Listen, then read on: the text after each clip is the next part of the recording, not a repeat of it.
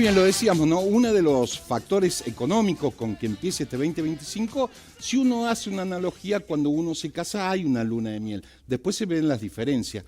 Analogía de por medio lo podríamos decir con el campo. ¿Se terminó esa luna de miel entre el campo y el gobierno? Héctor, ¿cómo te va? Gracias por estar. Bien, gracias a vos. Feliz año. Igualmente. Pregunta servida.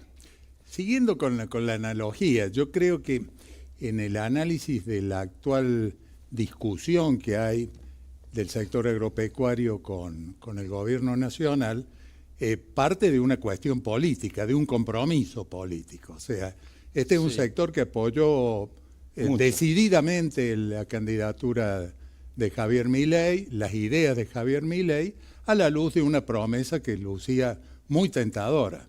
Les vamos a sacar las retenciones ni bien asumadas. Mientras más lejos del poder, más alocada por eso. Claro, opera el teorema de Baglini, ¿no? El diputado. ¿Qué es lo que ha sucedido? Al principio, con la gran devaluación, el sector se sintió reconfortado. A pesar de las retenciones, sus ingresos subieron considerablemente y parecía que todo iba sobre rieles. Pero a un año vista, lo que fue el beneficio de la devaluación se fue comiendo por la inflación, se fue diluyendo y estamos prácticamente en la misma situación que en aquel momento. Sumado a que los precios de los granos siguieron cayendo, a que está la expectativa de la llegada de Donald Trump en su segundo mandato. ¿Con el comercio libre? ¿Con el libre comercio? Que produciría un fortalecimiento. De hecho, antes de asumir ya ha fortalecido el valor del dólar con respecto a las otras divisas. Sí. Los países que comercian con Argentina, fundamentalmente Brasil y China, vienen devaluando sus monedas. Argentina ha optado por atrasar el tipo de cambio. Según Cavallo y según vos sí está atrasado. Esta vez debo coincidir con porque el Milei doctor salió Cavallo. A decir que no. No, es que yo creo que hay un atraso cambiario significativo. No lo digo solo yo, no lo dice solo Cavallo, lo plantea Orlando Ferreres, lo plantea Marina Dal Poyetto. O sea, hay unanimidad y a riesgo de que nos maltraten al borde del insulto a quienes pensamos así, pero hay un atraso cambiario. Pero quiero completar el panorama de lo que está sufriendo el campo. El campo, entonces, a partir de ahora, esgrime este reclamo, lo hace, digamos, ya con mucha más fuerza, levantando la voz, porque ve deteriorado toda su ecuación económico-financiera. Sus costos en dólares son crecientes, sus ingresos son decrecientes, las retenciones han quedado en ese nivel, los granos siguen bajando. Internacionalmente es de esperar que las commodities con Trump en el poder y su política arancelaria, además del fortalecimiento del dólar, produzca una caída aún mayor del precio de los granos, o al menos no un rebote.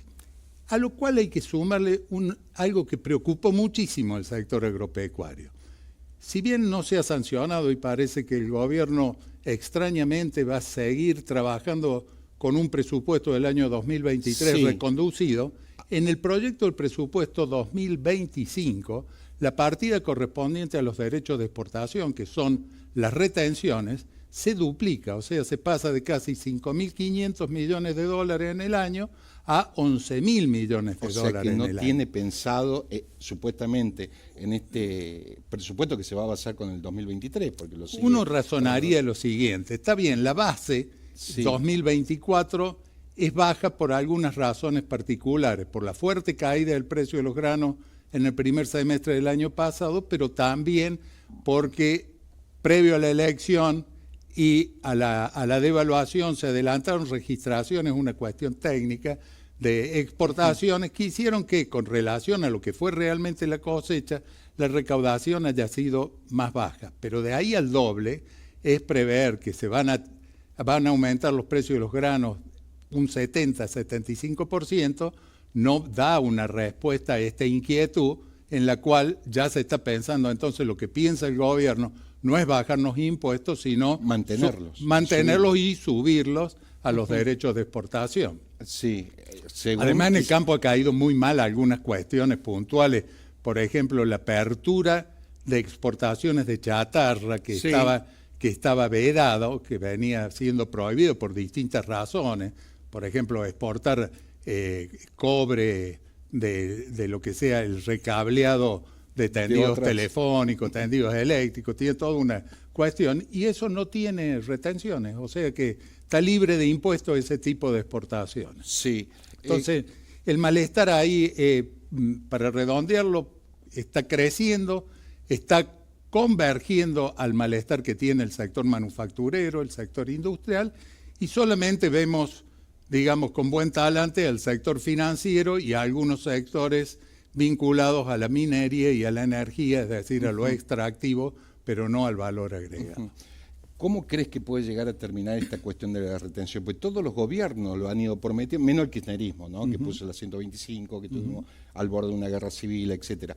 Pero después Macri también intentó, lo bajó un poco al principio, hizo ahí algo, pero la retención me parece que es como el IVA, que te acordás empezó con el 13, el 18, el 21, o el impuesto al cheque, que dijeron es temporario. Nadie quiere deshacerse de eso. Bueno, que ahí la respuesta está en que la necesidad pone blanco sobre negro la imperiosa necesidad de una reforma tributaria integral, porque no podemos tomarlo por separado, es decir, sacamos el impuesto país y el gobierno dice no, pero la mayor actividad económica va a poder compensar la falta de ingreso que significa, o la renuncia de ese ingreso al haber sacado el impuesto país. Entonces, medidas en forma individual no solucionan el problema que tiene el sector productivo. Y eso tiene que pasar, las reformas tributarias tienen que pasar sí o sí por el Congreso. Sí, indudablemente. Aparte, las señales son contradictorias. Los primeros anuncios que hizo el presidente, y que eran para celebrarlos,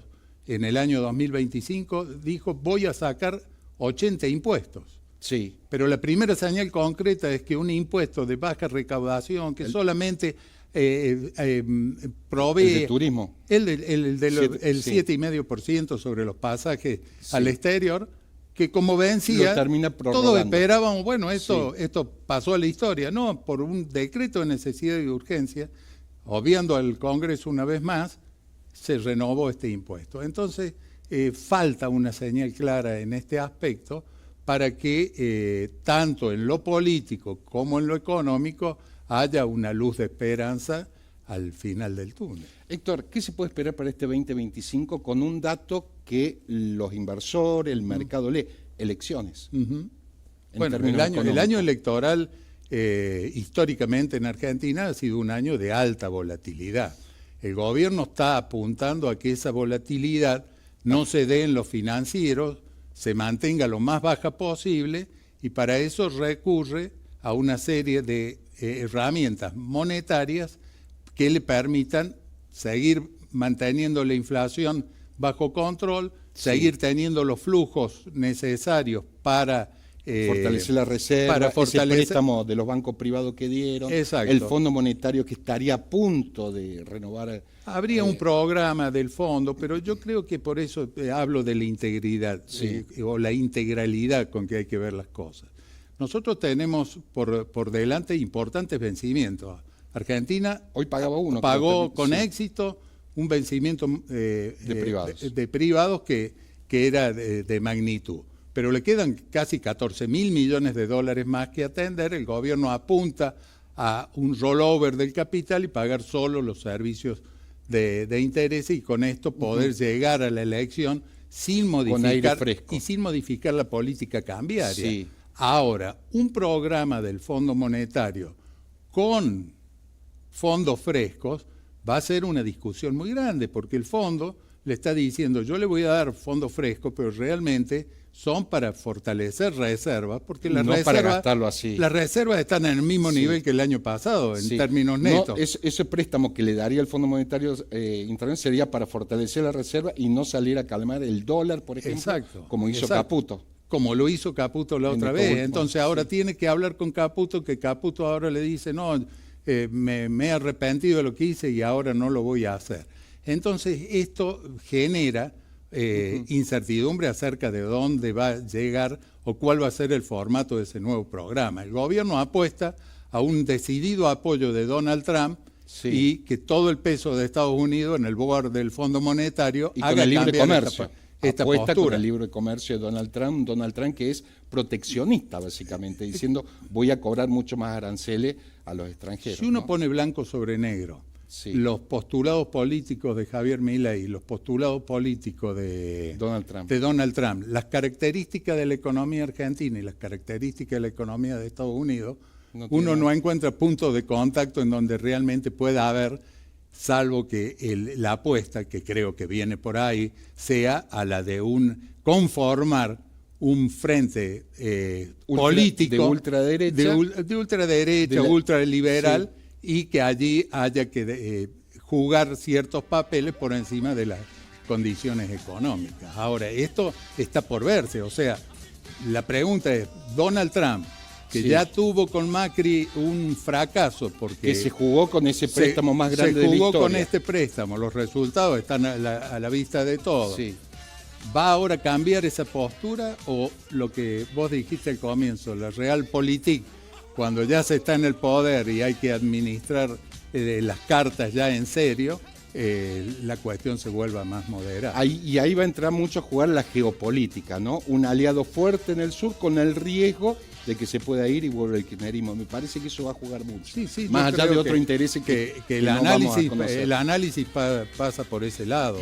Es la única razón, razones económicas no las hay, pero también hay que ver qué es lo que pasa con el socio mayoritario del Mercosur, que es Brasil, que está atravesando una crisis económica muy importante, está devaluando su moneda, está acudiendo a programas de recorte de gastos, con un presidente enfrentado con su Banco Central en materia de política de tasas de interés. Veremos qué nos depara este 2025. Héctor, te agradezco como siempre que hayas venido. Va a estar interesante. Seguramente. El agradecido soy yo. Gracias a ustedes también. Hasta la semana que viene.